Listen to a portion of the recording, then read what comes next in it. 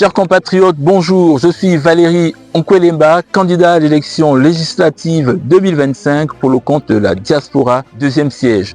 Avec ma suppléante Josiane Zandon, établie aux États-Unis d'Amérique, nous vous proposons un projet concret, un projet viable, un projet structuré et qui réponde aux préoccupations de nos compatriotes et aux défis auxquels nous nous engageons à relever. Ce projet est structuré sur 3 axes principaux. Le premier axe, c'est garantir la justice sociale et la dignité humaine. Le second réside en la capacité de notre diaspora à pouvoir contribuer au développement économique de notre pays. Et le point 3, c'est comment assurer un meilleur rayonnement politique et culturel de notre pays, le Gabon.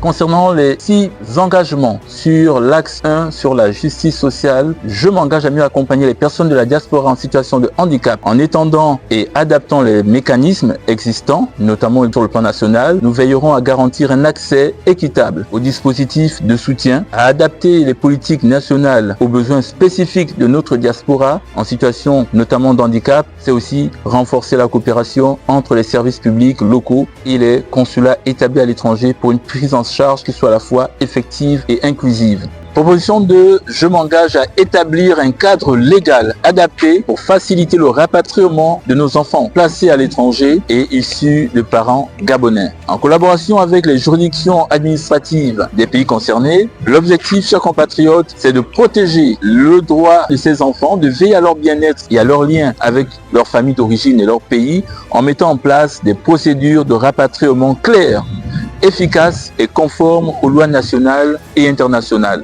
Cette démarche, chers compatriotes, inclura le renforcement de la coopération juridique et administrative tout en garantissant la primauté de l'intérêt supérieur de l'enfant conformément aux conventions ratifiées par le Gabon et les États partenaires.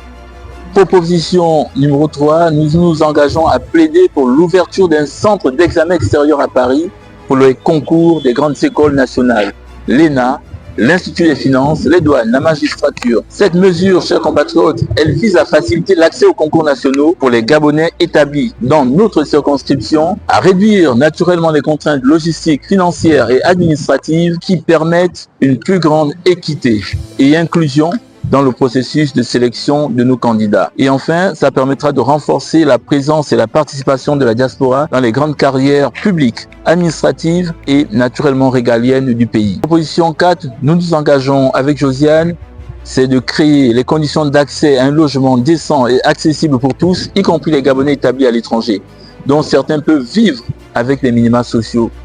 Cette mesure, chers compatriotes, elle vise à reconnaître le droit au logement, notamment social, pour les membres de la diaspora, quelle que soit leur situation géographique et juridique, et d'en faciliter l'accès, ce qui sera un facteur d'intégration, d'inclusion à la fois économique pour les Gabonais établis à l'étranger. Proposition numéro 5, nous nous engageons à mettre en place une assistance au rapatriement de nos défunts, qui soit à la fois universelle et accessible à tous les Gabonais de la diaspora, quel que soit leur statut.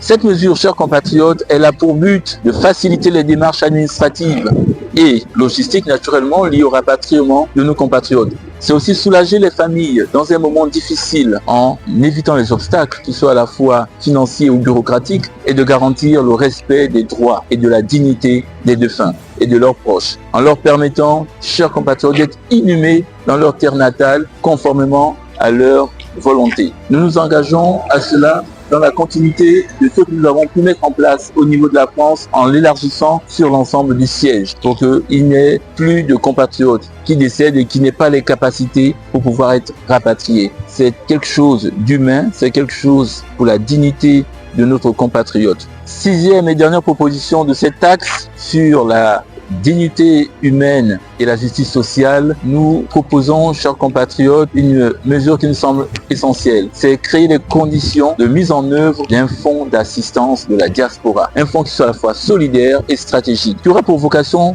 de soutenir les membres vulnérables de notre diaspora, répondre naturellement aux situations d'urgence et appuyer des projets locaux à fort impact social. Ce mécanisme, chers compatriotes, constituera un outil concret de solidarité, de cohésion et d'action ciblée, gérée de manière transparente avec l'implication des représentants associatifs de la diaspora que je n'oublie pas. Je rajouterai rapidement, peut-être de manière subsidiaire, 2 mesures fortes.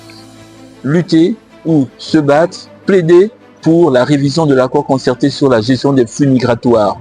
Et également veiller à ce qu'une discussion soit engagée pour qu'il y ait un bureau pour les compatriotes établis aux États-Unis, au Canada, et qui est un bureau de la DGDI pour pouvoir réaliser leur passeport sur place et qu'il n'ait plus à venir sur la France ou à se déplacer au niveau du Gabon. C'est un combat pour lequel je m'engage et pour lequel nous allons assurer avec Josiane un plaidoyer.